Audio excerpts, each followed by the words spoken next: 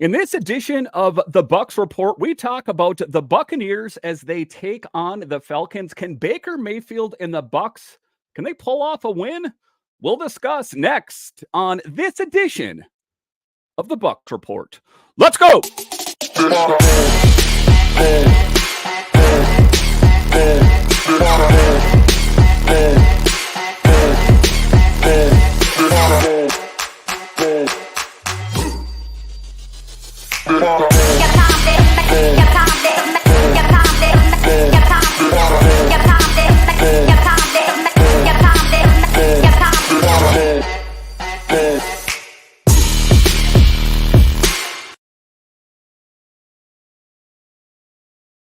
Well, hello and welcome in to this edition of the Bucs Report. I'm so glad you decided to join me today. As always, this podcast is free and available on all the major platforms. My name is Dan Holme. You can find me on Twitter. It's at DanCaps218. You can find the show online. It's at bucsreport.com.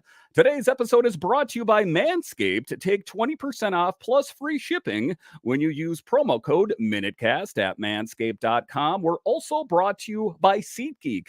Take $20 off your first ticket purchase when you use my promo code TALKNATS. That's promo code TALKNATS for $20 off your first ticket purchase at SeatGeek.com. We're also streaming on 102.9 The Game. In today's episode of the Bucs Report, we have JC Allen on the show. JC, welcome to the show. How are you doing? Doing pretty good. I see that you're on Bucs game day right now, so your career's going in an upward trajectory. I understand you got your start with the Bucs Report as well. Why don't you talk to us a little bit about that? Yeah, so start with Bucs Report. No training, didn't go to school for this at all. I just jumped on one of the shows that you guys had on here as a caller, as a guest. I guess did enough, had enough good takes that I was asked to come on the show as a featured guest, which led to a writing job, which led to my own podcast, which led to me being credentialed by the NFL, the Buccaneers, and led to another opportunity with Pewter Report, where I was with for a little over 2 years, and then jumped to Sports Illustrated's Bucs Game Day for the start of this season. I've been covering the Bucs now for 4 years. Excited. Started my own podcast this season called Pirate Parlay with the Sick Podcast Network, and have had some great guests on so far. Dave Canales, Yaya Diaby, Christian Izian was my latest guest on there, and also Joe Tryon-Shrinkus. So go check that out at the Sick Podcast Network, wherever you listen to podcasts, and on YouTube. But yeah, man, just living the dream here, literally.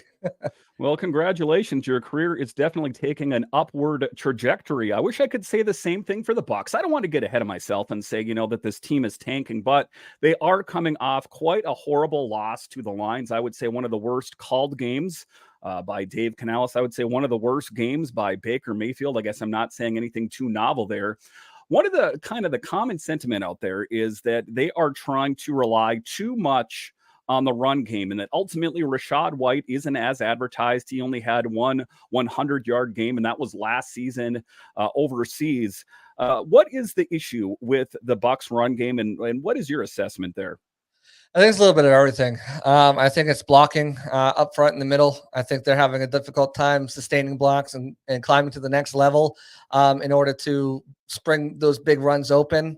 That's why we're seeing a lot of 2-3 yard gains and not those big plays, because the linemen can't get off their blocks and can't pass their blocks off successfully to climb up to that linebacker level, to climb up to that second level to allow those bigger runs. I think it's tight ends are having a very tough time blocking. No, Todd Bowles said different today, but if you watch the tape, Cade Otton is having a very difficult time as a run blocker. At one point, he literally created a domino effect where he blocked the guy into Tristan, who ended up going into Filer, ended up going to Hainsey, Mock, and it just destroyed the whole play. And I think the onus too is on Rachaad White, and Keyshawn Vaughn shouldn't be playing in my opinion, but Rachaad White hasn't, as you mentioned, been as advertised. There's been a lot of hesitation. There's been some dancing going on. And lack of vision to hit the correct hole when there is an opening. And then play calling too. There's a certain, responsibility that falls on Dave Canales. It's not one or the other thing. It's all things right now. This is a difficult system to learn too. That's why we're seeing them kind of go back to some of the duo and gap stuff that they're used to the last couple of years, because they're still familiar with it. On my podcast, Canal said, this was a difficult offensive system to install in Seattle as well. And it took them about a half season for them to really kind of understand it. The linemen all fit it very well. Rachaad White fits it very well. It's just not coming together for whatever reason. And you have to think that it's going to get there eventually. But it's just going to take some time and some patience. They want to be balanced this year. But at some point, you're going to have to go back to what's working. And that's been the pass as of late, compared to the running game. And even then, there's been some issues as well. So I think they'll get it smoothed out, straightened out. It's, football fans and Bucs fans in general, especially after dealing with what they've had to deal with, last season and somewhat to an extent the year prior too with the run game. They aren't the most patient, but I think that's what it's going to take, is some patience, and the run game will turn itself around. Maybe not this week, maybe not next week, but down the line, I think, we'll start to see some traction in the running game. Don't expect them to finish top 10, potentially even top 15, but I do expect them to turn around to be a little bit more efficient there, whereas they've been in the first 6 weeks of the season, 7 weeks, 6 weeks, 5 games, whatever you want to call it. So with that said, being that there is, an understanding that the run game isn't where it needs to be, and they don't really have a really great option at running back, do they go outside of the organization, or do you think Rachaad White, do you think he finds his way? Or, you said you're not in love with Keyshawn Vaughn. What are their options then at the running back position? I think Sean Tucker should get some more opportunities than he's been getting. Obviously, he had a bad showing in that Eagles game, but who didn't? At the running back position, they've gone to Keyshawn Vaughn the last 2 games as the number 2. Chase Edmonds should be back fairly soon, within the next 2 weeks or so. So you'll have him back, and he gives you a little bit more of explosion and speed as a running back. So they'll have him coming back, and maybe they'll treat that as a new acquisition in the running back game. But Bucs fans hoping for Derrick Henry or someone like that ilk, like Jonathan Taylor, even though he's signed. There's people theorizing that he's signed to make a trade more feasible because you don't have to pay him. You know what you're getting into him. I wouldn't even think about that. That's probably not going to happen. And there's some talks about maybe Dalvin Cook being released, but to be honest, he hasn't looked like himself throughout the season as well, or getting traded. One name I would maybe keep an eye on, Rashad Penny. They haven't used him. He's been banged up. They haven't really used him. Swift really stepped up in that backfield, and they have Kenneth Gainwell as well. He might be expendable because they do have Boston Scott too, who's been there for a while. Maybe Rashad Penny, who's on, I think it's a $1.2 million contract, something they can absorb. They only have about $3 million in cap space. So him, or, the dream is that Denver loses another game or two and decides to go on a full fire sale on Halloween and starts moving people, and Javonte Williams becomes available. And at that point, I think if you can get Javonte Williams, now we're talking a little bit more here, as a guy who I think can come in and be a really solid contributor for this Bucs team. But, those big names, I don't think they're in that position. I don't think that their area, they don't have the cap space to take on a Derrick Henry contract. And when you look at what they're trying to do, they're trying to assess for the future. Okay, what do we need? What works? Our cap is coming pretty clean next year, where they're going to be, they got to dole out some contracts, don't get me wrong, but it's coming out pretty clean where they're going to have some money and have some flexibility.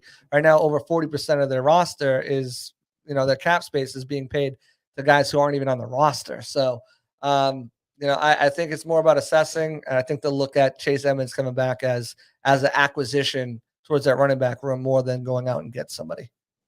The question now for me is why does Jason Light have such a difficult time drafting a good running back? It seems like it's been a while since there's been a great running back, that's been drafted within the organization. What is your thoughts on that? Some GMs just have their spots where they can't hit. I mean, look at Bill Belichick. Can't hit a wide receiver to save his life. Second round cornerbacks and safeties for Belichick. All pretty much. I think Kyle Duggar is the only one that's ever panned out for him in that pick. I mean, you talk about guys like Razai Dowling, and the list goes on and on. Some GMs just can't hit at certain positions, and it seems like running back is the one. The thing, though, too, Light hasn't really taken a swing besides Ronald Jones in the second round. And people forget he was the leading rusher the Super Bowl season. He was okay. He was just in the doghouse for Bruce Arians a lot, and he was inconsistent. But other than him, it's really been third round picks and later that Light has tried to draft and make work. So maybe if he takes another shot in a second. They wanted Jonathan Taylor. Jonathan Taylor could have been here over Antoine Winfield Jr. if he was available. That was likely going to be the pick. Either way you slice it, they would end up with a phenomenal player. But it's just kind of the way things broke down. And we'll see, if he takes another crack at it this year, how early. Or maybe Rachaad White turns it around and they feel like they've got a good guy, or they go out in free agency with the market kind of cooling at running back over the last few years and get a bargain guy there. So we'll have to see how it all plays out. But some guys he's great at small school linemen, not good at running backs.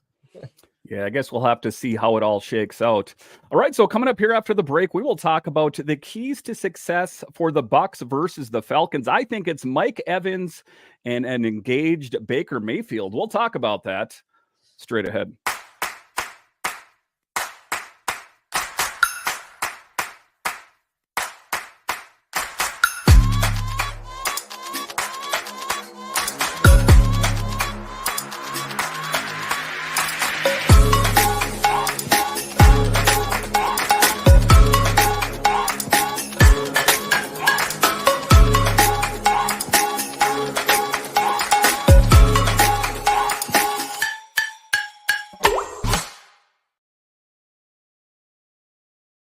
All right, welcome back into this edition of the Bucs Report. So let's talk about the keys for success, in my opinion, for the Bucs. It's having Mike Evans dialed in. It seems like he was a little out of step the last game, and a thing, kind of the common thought out there is he always plays better when he practices. We know he had that bye week, and he was dealing with some issues there.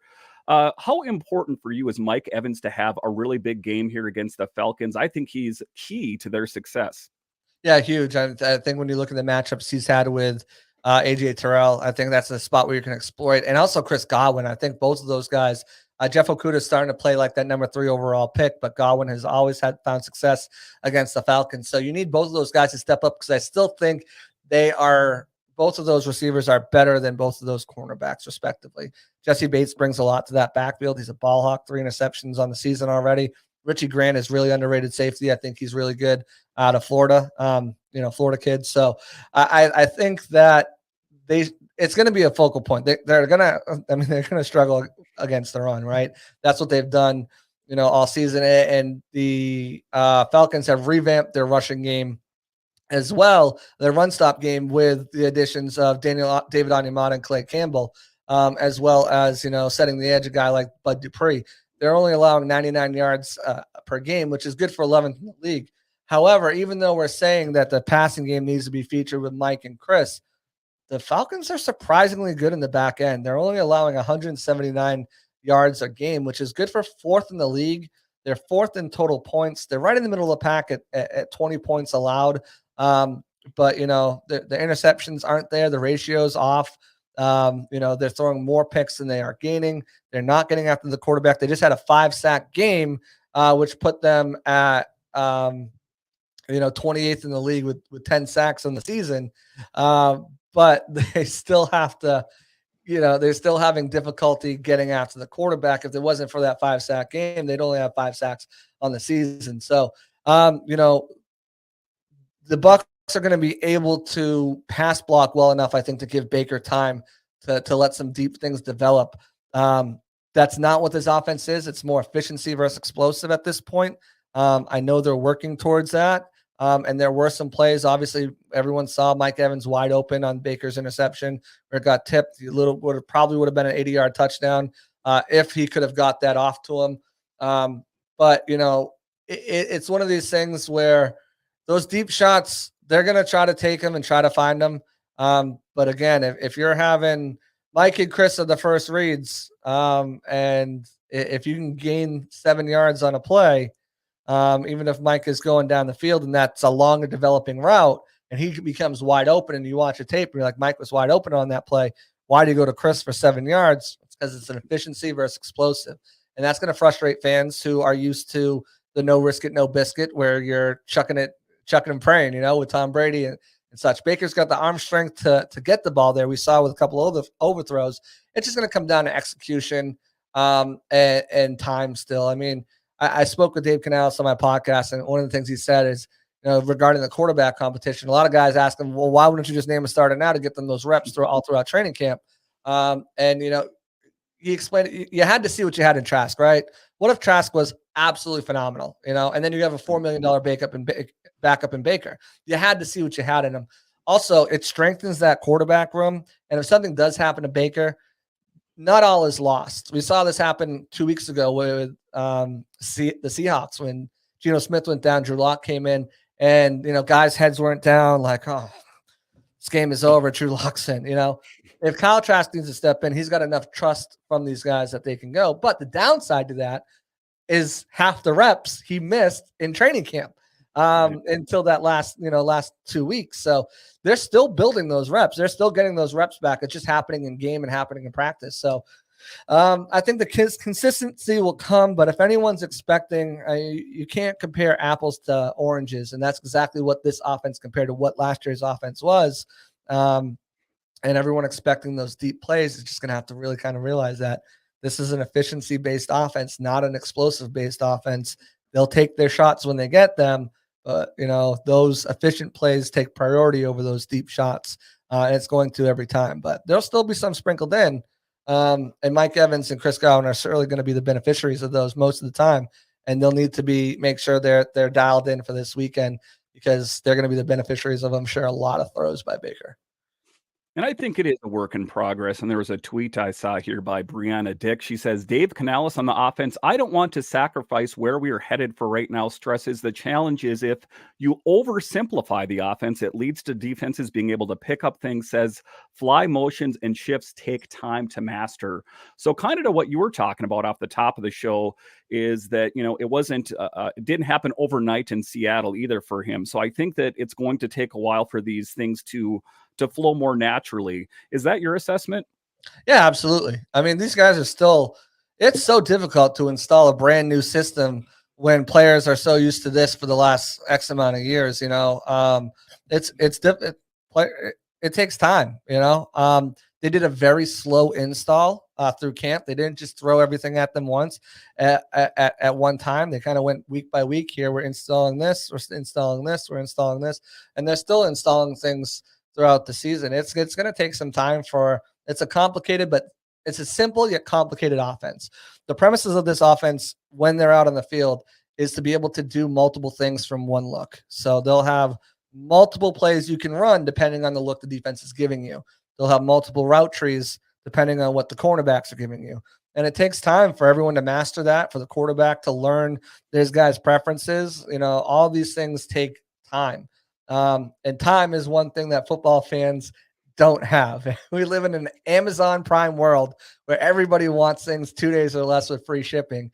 And there's impatient. The good news is, even while the Bucs offense is taking this time to develop and to build that chemistry, build that efficiency, they're 3-2. And the two games that they lost, while they don't look good in the final box score, they were in both of those games up until halftime. Those teams were just made better adjustments after halftime and pulled away. And lack of execution. There were some bad play calls, certainly. And, Dave is going to have those throughout the season as he continues to learn as a first-time play caller. But completion here, completion there, Devin White isn't dealing with a groin injury and he runs back that pick six like he should have. We're talking about a different score, different closer game, potentially different outcome. If Mike Evans reels in that ball, if Baker's just, hits Trey Palmer on one of those two deep shots, we're talking about a different game. So it's not for lack of, they got outclassed. They just didn't execute. And the good news is about execution is you can fix it with practice. It's not, it's not the fact that they just are not a good football team. They are a good football team, and they've got good playmakers everywhere, from the guys who have been there, the vets, to the rookies who have stepped up and done a phenomenal job. It's just time and execution. I mean, that's any given Sunday, right? It's time and execution. So far, the Bucs have beat the teams they probably should have beaten, and have lost against two of the teams they probably should have lost against. So, two of the cream of the crop of NFC, probably two of the top 4 teams in the NFC. They've got another test coming up next week in Buffalo, and then they have another test down the road in San Francisco. Other than that, they've got some really winnable and comparable matchups the rest of the season. So, count maybe 2 more losses for sure on the board, and then the Bucs are in every single game after that, I think. So it's going to be a work in progress as they continue to build, but execution is going to be the main thing. You have to execute. Falls on Baker, falls on the receivers who've had some drops, falls on the offensive line who has to protect, whether that's in the run game or in the passing game. Everyone needs to just execute better, and if they can do that, because they have the talent, we've seen that, we know that, then they'll be in a good spot. So. All right, so coming up here after the break, we will talk about Baker Mayfield and what should the Bucs expect versus the Falcons. We'll talk about that next. We're brought to you today by Manscaped, who has taken a step from Halloween to bring your face the cleanest shave it's ever seen. So this season, no need to toil and trouble. Manscaped's all-new Handyman is the best way to get rid of that stubble. Featuring a compact design and next-gen skin-safe technology, the Handyman was designed to give you that smooth finish without the mess of a traditional shave.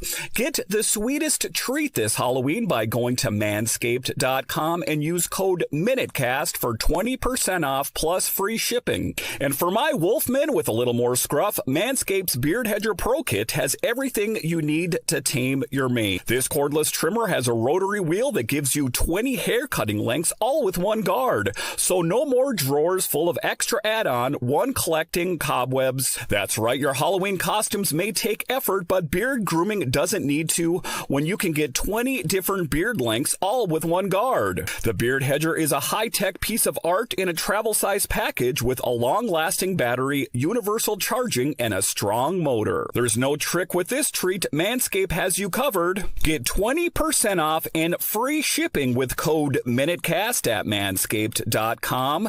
That's 20% off with free shipping at manscaped.com and use promo code MINUTECAST for a look as sweet as candy. Get yourself the Handyman from Manscaped. All right, and welcome back into this edition of the Bucs Report. So the Buccaneers take on the Falcons. This is a big game. I mean, everyone likes to say that the season's early, but we're about a quarter way through the season? The football season is so short. So they don't have a lot of time to impress. And when you take a look at it with Baker Mayfield, I think they kind of squandered and wasted the bye week. They should have been preparing. A lot of things you see out there is they were busy high-fiving each other and patting themselves on the back. Everyone was talking about how Baker Mayfield is this great quarterback and how Dave Canales is going to be the next head coach of the Bears, maybe.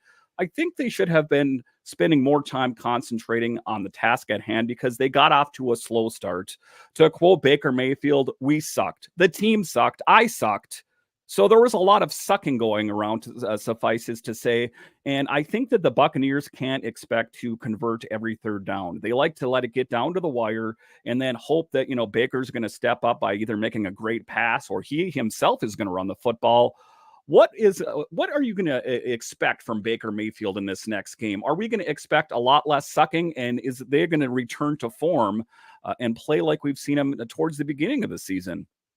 Yeah, so I don't think the Bucs haven't had a statement game yet on offense. And I don't think this is going to be one of those either. Like I said, I think the Falcons defense is very underrated. I think Bucs fans are still looking at the Falcons and the Falcons and 28-3 and thinking that in their head, but they've made dramatic improvements on the defensive side of the ball. And so far, I went through the numbers: 4th in yards, 4th in passing, 11th in rushing, 14th in scoring. They've made some strides. Yeah, they're still having trouble creating turnovers and getting after the quarterback, but the pressures are there, just haven't been able to finish. So I think when you look at it, play calling's got to be better too, because that's directly affects Baker Mayfield. Some of these run calls are putting them in a situation where they're in those third downs, right? And Baker's looked like Superman before this past game. And you got to put him in a better position where you're not relying on him to put the cape on and, either scramble and make the completion or scramble for the first down. So, I mean, that's going to have to happen. But There's definitely ways for them to attack this Falcons defense. I think we just talked about it with Mike and Chris. Jeff Okuda's looked good.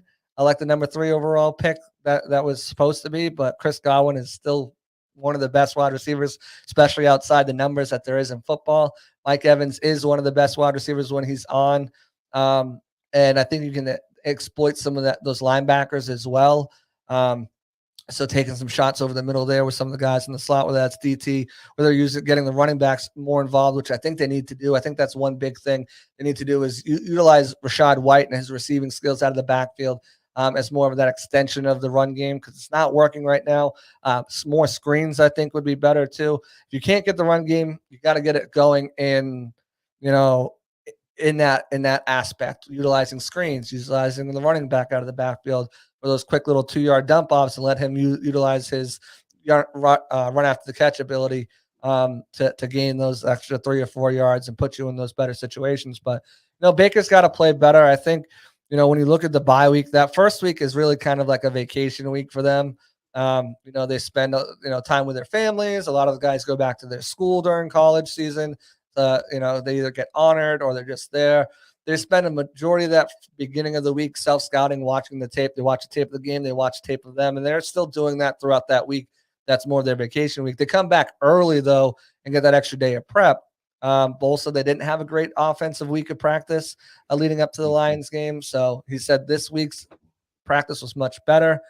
So hopefully we'll see an improvement come Sunday against the Falcons. But, I think – for Baker to have the game that he needs to do, the offensive line needs to continue with that fantastic protection they've given him up front. Luke Gedeke has been, I think, the Bucs comeback player of the year, from being unplayable at left guard to being one of the best right tackles in football right now.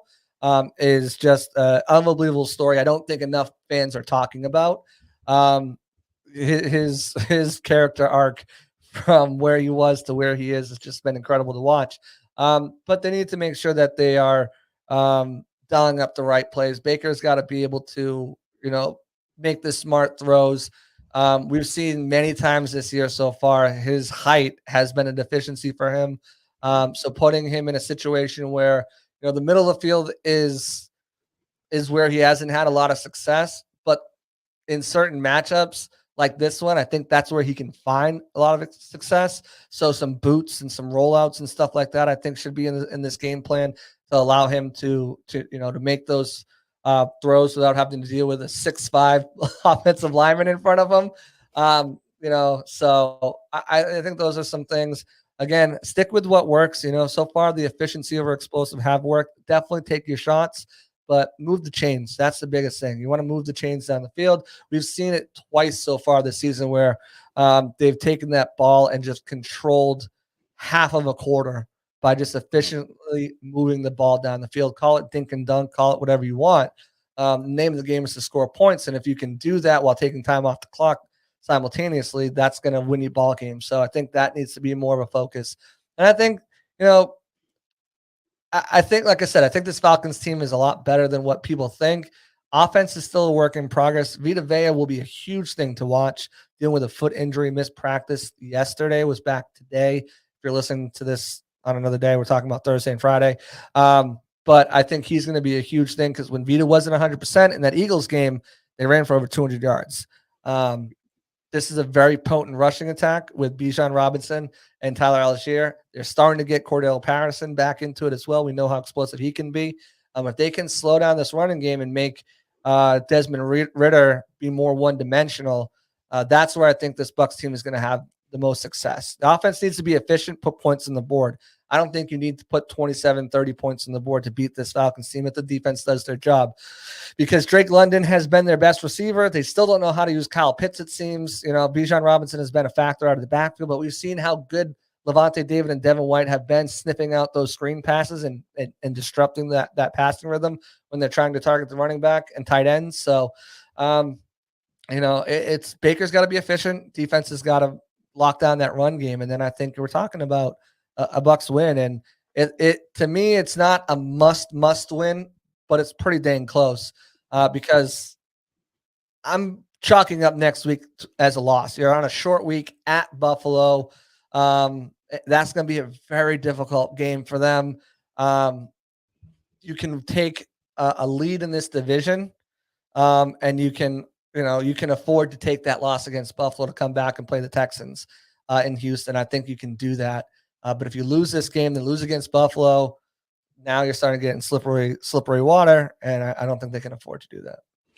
Yeah, so I think at the end of the day, all we can hope for is a victory. I don't care what the score is at the end of the game. As long as it says a W after the Buccaneers, I will be happy. Listen, JC, I want to thank you for your valuable insight on the Buccaneers, and make sure and check out his podcasts and his writings as well. And thank you for joining us on this episode.